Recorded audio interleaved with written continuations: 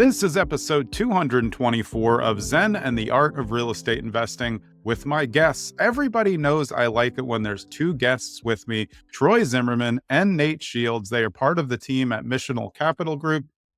Missional Capital Group believes that financial success should be driven by purpose and ethical principles. Their journey began with a simple yet powerful vision to create a platform that aligns financial prosperity with social responsibility. I love it. Guys, welcome to the show. Thanks, Jonathan. Thank you. Thank you for having us. Yeah, no, I've been connected with you both on LinkedIn for a while, so it's good to connect in person in this way that we all do now. Let's just get in quickly to each of your backgrounds, and then we'll take it from there. Troy, first for you, when was the first time you remember being interested in real estate? I've actually been investing or involved with real estate for about 20 years.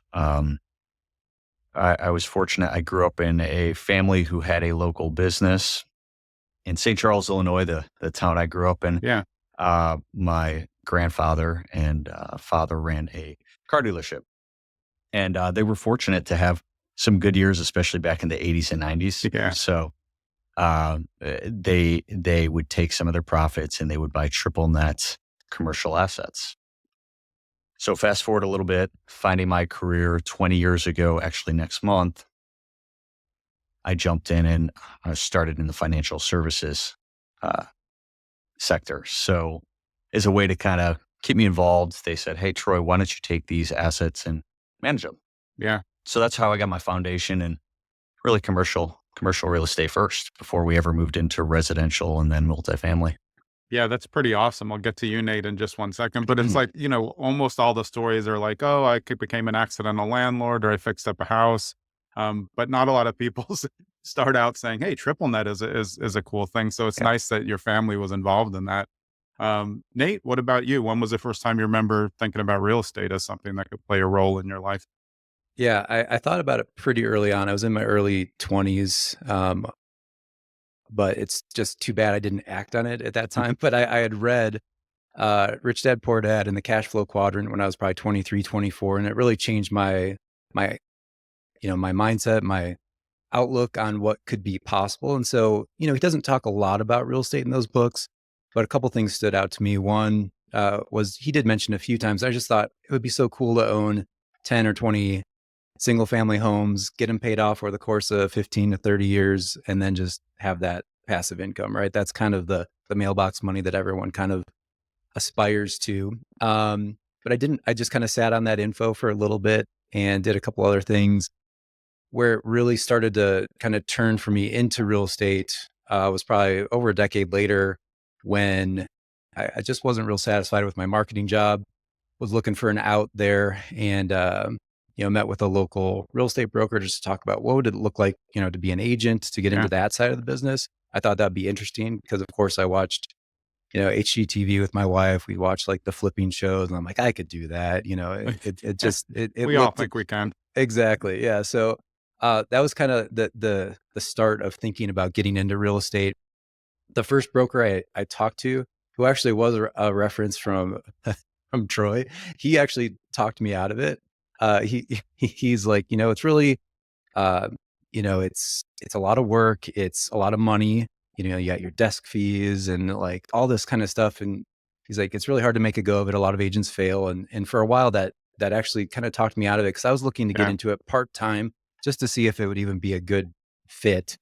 And luckily about a year or two later on LinkedIn in our alumni group, someone posted about getting into real estate part-time. And so I had breakfast with my soon-to-be managing broker, and we hit it off. And within a few months, got my license. So that was kind of my start was, just on the sales side. How important has just building relationships been for you guys in real estate? Of course, now you said you've known each other since your mid-20s, so that plays a big role. You bring in 3 other partners, but over the long haul, especially as you get into larger and larger projects, have you found that the relationships are really what make real estate move, not necessarily always the actual numbers on the deal? Right. Yeah. Relationships are everything. Even if it's people you don't know really well, there's still going to be, even if you're just looking at like a single property transaction, there's probably 20 or 30 people involved, in front or behind the scenes. You got title companies, attorneys, you've got inspectors, agents, transaction coordinators, all these people helping to make one thing happen, to have a buyer and seller transact. And so, yeah, relationships, that's part of it, but that you can come upon somewhat quickly. You want to vet as best you can, but long term, you need those relationships. And that's why I'm a huge advocate for, in-person networking. Go to as many conferences as you can, go to as many meetups as you can. Yeah. Back when I was in the Chicago area, I started my own meetup just so I could kind of control, the topics, where we met, when we met, that kind of stuff. In fact, I've got one happening tonight. So those are always great opportunities because you never know who you're going to meet, who you might partner with. I think the best meetups have a very collaborative approach. And I've done multiple deals with people that I've met, through networking like that. And then, like Troy said, he's had clients for, 2 decades, and he's curated those relationships. And now, some of those are, investing in the deals that we're doing right now. And sometimes you just never know what relationship might lead to another one too. Yeah. Like when we got into this syndication model, a year and a half ago, I mean, the first step is there's a lot of legal stuff, right? But we didn't know who to reach out to for that. But I had a great connection who I knew had been in the syndication space. He has a fund. I'm like, what syndication attorneys would you recommend? And we've been using their company ever since. So yeah, relationships make all the difference. And that's why you got to continue to curate new relationships too.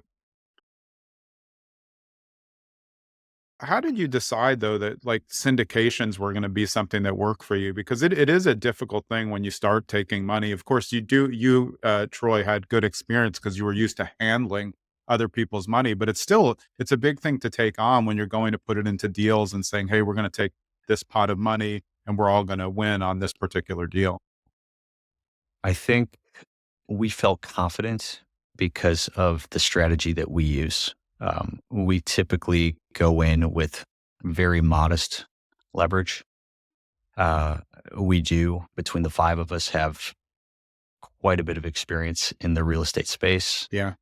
So for me, and maybe it's because I've been working with clients for 20 years, that was not an intimidating piece. As long as I'm putting together a great deal that's cash flow heavy, low leverage, fixed debt along the way, I'm not going to get stuck in a position where we've got bridge debt coming due in 3 years at a higher rate.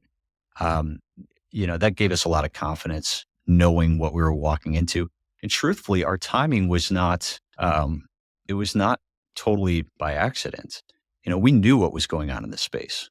We saw all of these, unfortunate failures by other sponsors. We said, listen, this is a good opportunity for us to come in, do this the right way, focus on longer term projects. We're not projecting, 28% IRR in 2 years. You know what I'm saying? It's like, we want steady, consistent cash flow and good deals in good places, good locations. I've been talking about this a lot, that you don't always have to be buying, but the fact that you were looking or just searching on LoopNet one day and found this and decided, that doesn't even make any sense to be this bad, is just a point to, stay at it, stay looking. You don't always have to be buying, because if you weren't looking that day, somebody else could have found it, or they could have corrected it before you did. Have you guys found that important, especially now with a big, capital group like this, that you can't just take really a break? I mean, of course, there's 5 of you, so a couple of you can take a break at a time, but being on top of the market is how you vet enough deals to make sure that you can complete just one deal in a year. Yeah, certainly when we're getting close to closing, like we are on this 71 unit complex community this week, our attention is there. However, we're always looking. I really enjoy the search process of finding a great deal. Nate, maybe you can talk about, actually, I mean, one of our main sources for deal finding has been our property manager. And that's a great strategy for anyone looking for off-market deals. We think that's a great strategy. Yeah. I mean, most people, they rely on their agents or some other part of their network. And again, we kind of fell into this too, because I think we heard it as a tip, maybe on a podcast or at a BPCon or something like that. But, talk to your property manager. And even though we talked to him about the property, eventually we're like, oh, he already manages 500 other units, and he's been in that area for his whole life. He knows things that are going on. So we just let him know, hey, and we just remind him every quarter, hey, we're buyers.